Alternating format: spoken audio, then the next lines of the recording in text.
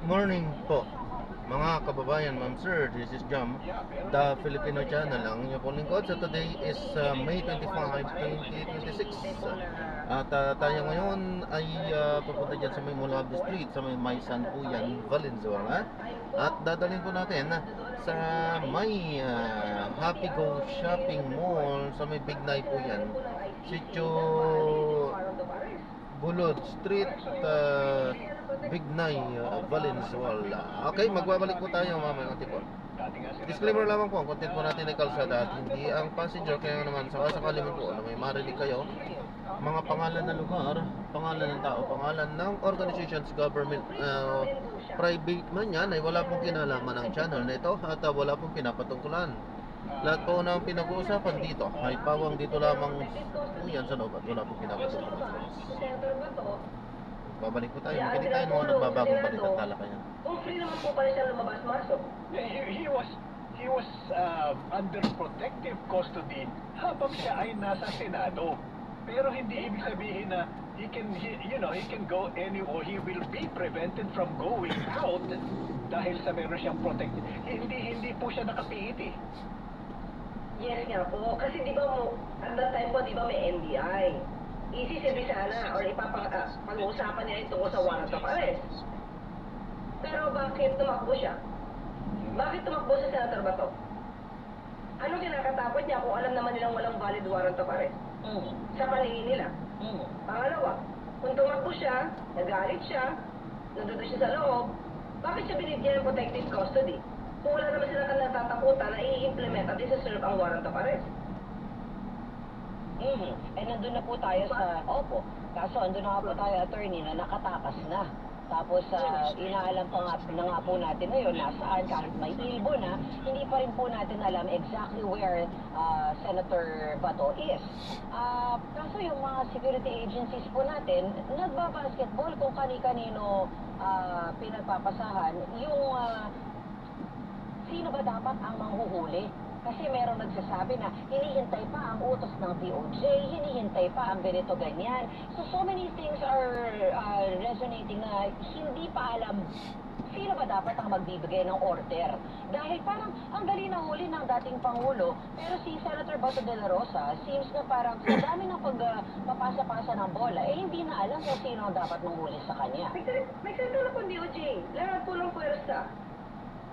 Binigyan na po ng order na i-arrestuin po, isilbi po, i-effect po, to effect the warrant of arrest. So, wala naman pong magulo dun. But that was after na po nag-release ng desisyon ng Korte Suprema. Yes po. Okay, so you said, Claire, moving forward, ito po yung pinag-uusapan natin kanina, kung, and this is a big if, kung meron ngang mga warrants of arrest na i-release very shortly ang ICC against several personalities, kapag po ba yung mga personalidad na yon ay naghahain ng or praying for TRO sa Supreme Court, ano na po ang magiging protocol? Magiging paralyzed na naman po ba ang mga police agencies natin? Ayoko pong pangunahan, Boss Peter and Rica. Kasi iba-iba sitwasyon niya. Pero sa ngayon na hindi naman naglabas ang Supreme Court ng TRO, so most probably pare-pareho naman din ang kanilang magiging premises. So ganun pa rin po magiging stance ng gobyerno. Ipapatupad pa rin po yung warrant of arrest. Yung pong ilbo para kay Senator de la Rosa, lumabas po siya a day after na nakaalis na po siya sa Senate, no? So, at dahil ilbo lang naman po, hindi naman po siya, hahayaan naman po siya to get out of the country dahil i-inform lamang po tayo. I-effect na po yung warrant of arrest eh. Opo, pero hindi naman po siya hold departure order, di po ba? Even if, may warrant of arrest na po. Opo, so kung sabihin po natin, even Hindi if, po nakalabas ang bansa. opo, even if, sabihin natin, Attorney Claire, makalabas naman siya ng bansa before the ILBO was even implemented, kung makalabas siya at makita siya sa ibang bansa, maaari pa rin po siyang ulihin doon, ano po? Kapag sa ibang bansa po, syempre wala na pong jurisdiction ang law enforcers natin. Yeah, but So, the arrest warrant ng ICC, Again. the arrest warrant po ng ICC, international naman po yun, di po ba? Doon na po siguro papasok yung red notice. Yes, correct. Pero okay. So let's talk about that, Pag mayroong warrant of arrest, Yusek Claire, ibig sabihin, there is no need to issue an HDO. Ngayon po kasi, ang pinag-usapan po kasi natin, international court. At ang ginawa po, at ang paniwala po kasi, ang pananaw at ang stand ng Solgen ay hindi na po kailangan ang local court na mag-issue ng warrant of arrest. So kung hindi naman magagaling sa local court, wala mag-i-issue ng whole departure order. Bakit gano'n? Parang it doesn't make sense, no? Na nakailbo ka pero hindi ka mai-issue ng HDO, merong kang warrant of arrest. Hindi ba logical move yun na, ayan valid na tong warrant of arrest na to. Walang TRO sa Supreme Court. Dapat may automatic may HDO yan. Sa HDO kasi, di ba, dapat local court yun. Para hindi makalabas ng bansa. Tama ba? Hindi nga po sa ngayon ipinapadaan sa local court kasi po ang may jurisdiction po sa kaso ay ang ICC. So, dahil ibinigay po natin ang jurisdiction sa ICC, at the time na inalaw po natin na ma-surrender si dating Pangulong Duterte, so yung jurisdiction sa kaso po na yan, sa Crimes Against Humanity, ay nasa ICC na po. So wala pong, lumalabas po dito na wala pong jurisdiction ang local court. Kasi hindi po pwede tayo magbigay ng jurisdiction sa dalawang venues or sa agencies o dalawang tribunals. So, international court po yung meron jurisdiction sa kaso. So, valid yung warrant of arrest.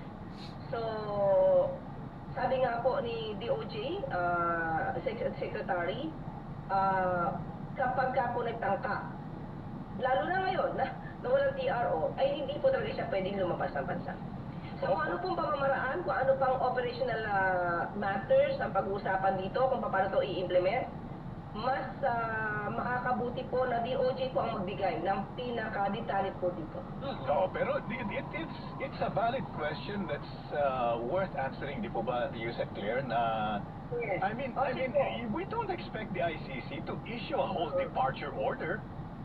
Kasi ganito po, kung nakakalat naman po at nag-announce na po ang gobyerno na may warrant of arrest, nakatimbre na po yan sa Bureau of Immigration.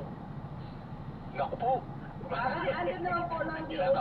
Kinakabahan ako dyan, Yusek Claire, kasi ang dami-dami na po nakalabas na mga fugitives na tinatawag, ano po, dahil, just to be very clear, Castro, we should have, di ba, sa lahat ng immigration, lahat ng backdoor, NAIA, etc. Iba yung may hawak ang whole departure order para walang kaduda-duda. Kasi po ang sinasabi ng ibang na interview, hindi kasi ilbo yan. Itatawag lang namin na highway, lalabas na si Ganire, gano'n. Opo. Versus, what is very clear na hindi pwedeng lumabas yan because may whole departure order. Parang gano'n po ba, Yusek? Ay, hindi ko rin po makita yung sense na alam na nilang may warrant of arrest at tinahanap at palalabasin pa dahil ilbo lang po yung dala. Di ba ba? Kasi alam mo na, halimbawa po, ikaw ay officer ng Bureau of Immigration, alam mo na hinahanap yan. Alam mo na hinahanap yan DOJ, kailangan ng PNP yan, isi-serve ang warrant of arrest. Dahil ilbo lang yung sinasabi, papakawalan mo. Hindi po eh. Kung yan naman po sa backdoor dadaan, dahil po may whole departure order yan, makakalabas yan. Kasi illegal yung paglabas niya. Opo. Paano po natin minomonitor yun, Yusek Claire, yung mga pagkakataon na local ang galaw and then saka lalabas kapag hindi na monitor yung area? Pasensya na po, no? Yung mga operational matters po talaga, yung mga operasyon ay hindi po sa akin manggagaling. Okay. Sa mga law enforcers po. Opo. Baka Yeah. hindi po magtugma yung mababanggit ko sa inyo dahil hindi po sa akin ang detalye patungkol siya. Okay, understood. Yusek Claire, one last from me.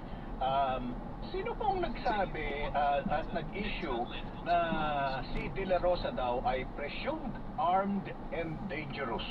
Is that SOP lang? Nadinig ko po ito, kung di po tayo nagkakamali, kay NBI Director at Tony Matibag. Opo. Hindi, sa akin pagkakadinig, hindi naman po niya sinabi na armed and dangerous siya. Sabi niya may-ari pwedeng armado. Hmm? Kasi hindi naman po siguro kaila na gun enthusiast naman tong si Senator Bato. At siguro hindi makakaila na ito may mga armas. Hmm? So yun lang po ang pinanghuhugutan ni NBI Director Matiba. Okay. Opo. Sorry, partner. One last. Isingit ko lang to dahil... Madami pa po. Okay lang. Basta kayo. Malapit na, thank you. Malapit, ay, medyo matagal na rin ito yung paglabas ni Bato mula sa Senado. Ang kasama niya, di umano nakisakay lang naman sa kotse ni Robin Padilla. Ang tanong, na-establish na po ba kung saan sila nagtungo at paano nakalabas si Bato ng Metro Manila at the very least? Sa ngayon po, ako po, wala po akong hawak na detalye, pero nadinig ko po yung utos ng DOJ na lahat po na nadaanan ay titignan po yung mga CCTV footages para malaman po kung saan nagtungka. So, i-collect din po nila yung mga impormasyon. Kakailanganin din po ang tulong dito ng MMDA. Dahil po International Criminal Court yung nag-issue ng arrest warrant, wala po tayong karapatan magsabi na yung mga nagkanlong kay Senator Bato ay may ginawang obstruction. Tama po ba yan, attorney? And if ever, pwede naman po tayong magtanong, aside from Senator Robin Padilla, maaari rin po ba nating tanongin ang Senado kung bakit sila nagbigay nung kung pasok ba yung pagbibigay nila ng protective custody doon sa pagharang sa ICC warrant? Yung kung patungkol po sa obstruction of justice, kasi hindi kilala nga po natin yung warrant of arrest. Maaari silang mareklamo ng obstruction of justice, but depende na po yan sa mag-iimbestiga kung hanggang saan ba ang kanilang liability or kung meron silang liability. So, ako, sa atin po, sa ngayon, ay hindi po natin pwedeng i-prejudge. So, depende na lang po yan sa magiging facts, sa mag-gather na information at data. Kung hanggang saan ba ang masasabi natin naging papel nila sa pagpapakawala, sa pagpapalabas nila kay Senator Bato mula dito sa Senado na under protective custody. Ayan, okay. Napakahirap naman hanapin ang laki-laking tao. Mahirap po kasi masita ngayon kung Oo. nasaan, Oo. nag-ooperate po sila. Tama, Oo, tama oo. naman. Oo, kasi baka magkaroon ng tip na, ay malapit na. Alis ka na dyan! Ito na, makatakas na naman. Yes, Opo, Claire. Claire, salamat as always. Thank you, Abet. Thank you for, Peter Rica, at Oo. lahat ng mga kababayan natin. as always, thank you for a very candid discussion. Yusek Claire Castro. Oo, siya ang auntie ng bayan. Si Ate Claire nga. Ate Claire. Diba? Bago tayo mag-break, kuha muna tayo ng isang flash report, partner.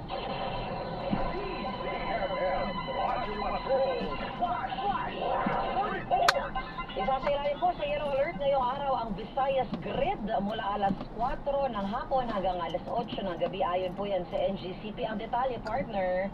Abangan ang iba pang detalye ng balitang iyan sa DZMM Radio Patrol sa Istrenta at DZMM Teleradyo. Isama nyo na ang DGMM, DZMM Digital. DZMM Radio Patrol. Report!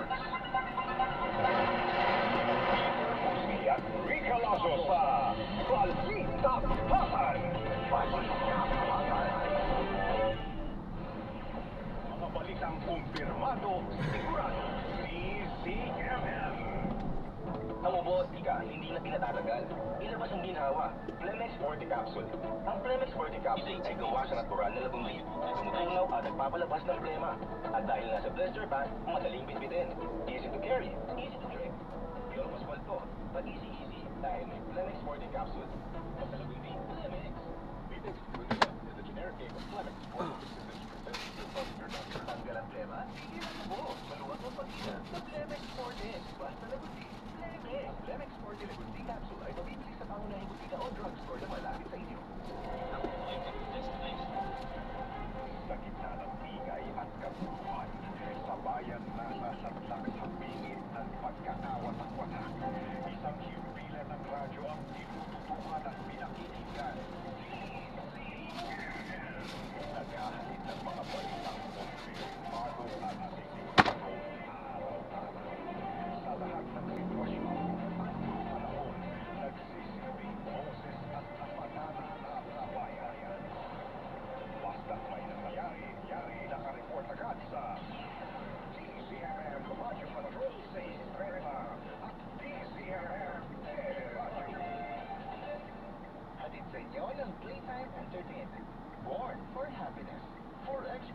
care. Come to EO Executive Optical. EO Executive Optical. Love your eyes. Pagbuhay at kabuhayan ang nakataya. Kailangan ng mga tagapagbalitang maaasahan at mapagkakatiwalaan. The morning news team you can trust for the news that really matter. Mga balitang kumpirmado, sigurado, araw-araw sa inyong morning news team. Sa DCMM, Radyo Patrol, 6.30 at DCMM, Teleradyo. DCMM, numero 1 sa aksyon. Mga balitang kumpirmado, sigurado, DCMM. Tibay at lakas, panindigan, balik-lapatan. Selected your destination. 9:47 na magmamadaling umaga, kayo ba ay naka-attend ng Santa Cruzan ngayong weekend? Oo, kasi di ba Flores de Mayo pa, yung iba, ngayon pa gagawin yung Santa Cruzan. Pero kasi patapos na, partner, ang Mayo, papasok na ang Hunyo, so yung iba yan, natapos na over the weekend. O baka hindi pa kayo naka-attend sa Ay, sayang, meron pa naman pamilya. Ayan, nakalimutan natin mag-play. Anyway, upload pa rin natin yan. Na-drop na natin siya. Gagawin na po natin yun eh.